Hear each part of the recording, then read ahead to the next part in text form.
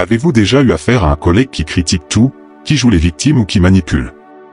Vous rentrez chez vous épuisé, frustré, et cela impacte même votre motivation? Aujourd'hui, nous allons explorer comment appliquer la sagesse des stoïques pour garder votre calme face aux collègues toxiques. Vous découvrirez des stratégies puissantes pour ne plus vous laisser atteindre et préserver votre sérénité.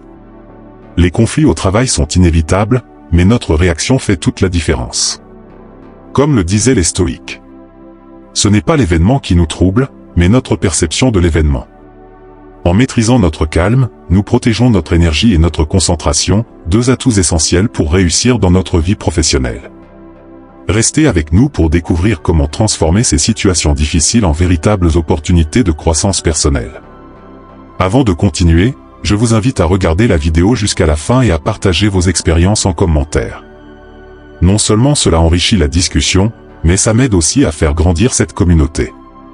Et bien sûr, abonnez-vous et activez la cloche pour ne rien manquer des prochaines vidéos. Plongeons directement dans le cœur du sujet. Pourquoi les comportements de certains collègues nous affectent-ils autant? Regardons ensemble les différents profils que l'on peut rencontrer. Le critique perpétuel, ce collègue trouve toujours un reproche à faire, peu importe l'effort fourni.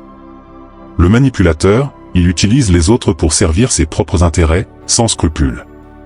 Le pessimiste, toujours focalisé sur le négatif, il diffuse son stress autour de lui.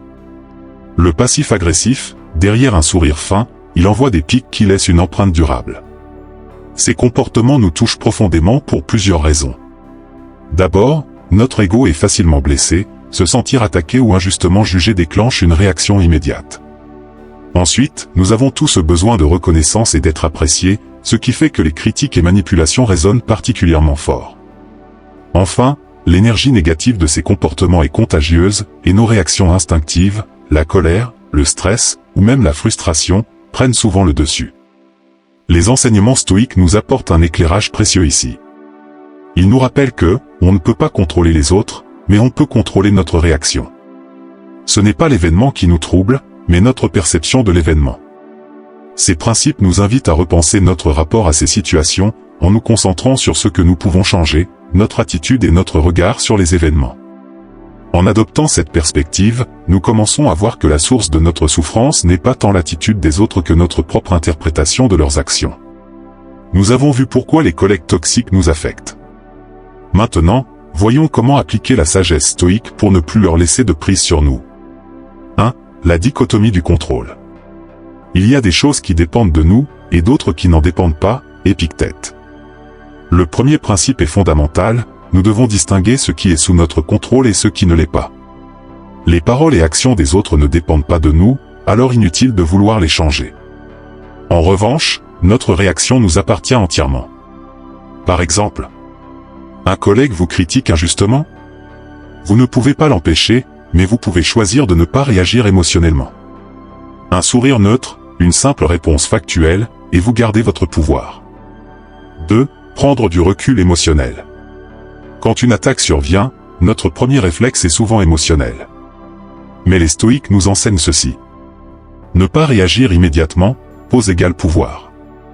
Adoptez la perspective d'un observateur, imaginez que c'est un inconnu dans la rue qui vous parle ainsi, seriez-vous autant affecté? Remplacez l'émotion par la curiosité, pourquoi cette personne agit-elle ainsi? Un collègue vous coupe sans arrêt la parole en réunion? Au lieu de vous énerver, prenez une grande respiration et demandez calmement, je peux finir mon point. 3. L'indifférence stratégique. On est troublé non par les choses, mais par l'opinion qu'on en a, Marc Aurèle. Les stoïques maîtrisaient l'art de ne pas donner d'importance aux provocations inutiles. Se détacher émotionnellement et ne pas nourrir les comportements toxiques. Répondre avec calme et neutralité, sans montrer d'émotion. Un collègue vous dit, tu fais toujours n'importe quoi. Au lieu de vous justifier ou de vous énerver, répondez avec un simple « merci pour ton avis ». Cela coupe court à l'escalade et vous restez maître de la situation. 4. Cultivez l'ataraxie, sérénité intérieure. Les stoïques recherchaient l'ataraxie, un état de paix intérieure inébranlable. Pratiquez la gratitude, se concentrer sur ce qui va bien plutôt que sur ce qui ne va pas. Se préparer mentalement, chaque matin, rappelez-vous cette phrase. Aujourd'hui, je rencontrerai des gens difficiles, mais ils ne prendront pas mon calme. Au lieu de ruminer sur un collègue toxique, Concentrez-vous sur votre mission, vos objectifs et votre bien-être. Restez ancré dans ce qui compte vraiment. En appliquant ces principes, vous garderez le contrôle, non pas sur les autres, mais sur vous-même. Et c'est là que réside la véritable liberté. Maintenant, passons à l'action avec des techniques concrètes pour faire face aux collègues toxiques sans perdre son énergie. 1. Fixez des limites claires. Les personnes toxiques testent souvent vos réactions. La clé ? Leur montrer, avec calme et fermeté, que certaines lignes ne doivent pas être franchies. Exemple, je préfère qu'on garde nos échanges professionnels et respectueux. Restez poli mais ferme. Pas d'agressivité, mais pas d'ambiguïté non plus. Pourquoi ça marche ? Les gens toxiques cherchent souvent une réaction émotionnelle. Une réponse neutre et claire coupe court à leur emprise. 2. Ne pas nourrir la survivante. Les conflits s'enveniment quand on leur donne trop d'importance. La meilleure stratégie ? Ne pas donner de carburant à la négativité. Plus vous réagissez avec frustration, plus vous leur donnez du pouvoir. Restez factuel, je préfère qu'on en parle calmement. Ignorez les provocations subtiles, répondez avec neutralité. Du genre. Un collègue lance une remarque passive-agressive ? Ne réagissez pas émotionnellement. Répondez avec un simple « d'accord » et passez à autre chose. 3. Se créer un espace mental et physique. Face à une atmosphère toxique, préservez votre énergie en vous éloignant stratégiquement. Limitez les interactions inutiles, évitez de discuter plus que nécessaire. Changez d'environnement après une interaction toxique, une petite pause, une marche, un moment de respiration pour vous recentrer. Pourquoi c'est puissant ? Vous empêchez la négativité de s'installer en vous. En vous recentrant, vous reprenez le contrôle de votre état intérieur. 4. Cherchez du soutien si nécessaire. Parfois, la situation devient ingérable malgré nos efforts. Dans ce cas, parlez à un mentor, un collègue de confiance, parfois, un simple échange permet de relativiser.